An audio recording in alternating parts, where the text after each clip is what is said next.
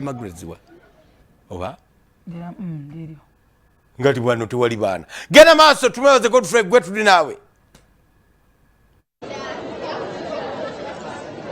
Okay, neyanze gabatulaba tuli wano ku somero erya St Margaret wane Makerere mu Kikoni akumpi ne House of Prayer Ministries International. Mujukira somero lino biba mukubaga ba basalize ezale nyingi eri abayizo babana abali betabye mu Church Girl Camp eyali ku House of Prayer Ministries International. Wetutukidde wano nga abayizi bamazedda okukowola Katonda obokuva mu sala nga betegekera ebibuuzo byabwe ebya senior 4. Njaga just okuwa abayizi ombabiri basatu n'omusomesa wabwe batubulire preparation ziri zitya oba mwetesetese mutya abayizi betesetese batya tutuse wano nga abayizi muri mu kwawa amenvu ne tugamba bannange kyekiri wano buza kwatula ku Soul TV. Abatulaba mwena ku Soul TV tubaniriza nnyo mwebale era mwebagala okuwagira Soul TV.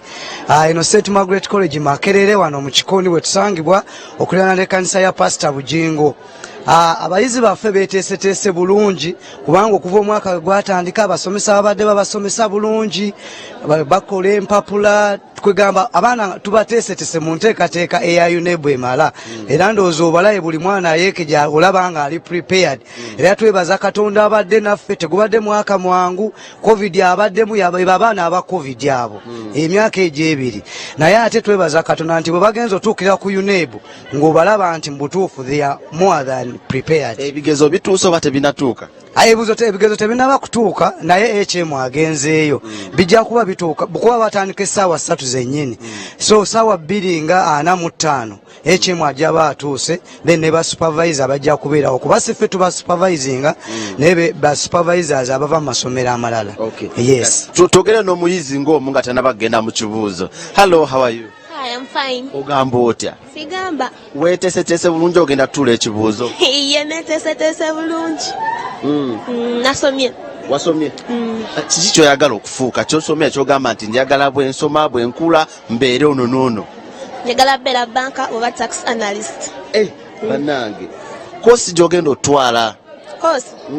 Agala kufuuka mu saayansi oyagala kufuuka oba wa art nganzi? Njagala beera wa art. Wa art? Amanya guba kuyitana Nakato Sharon.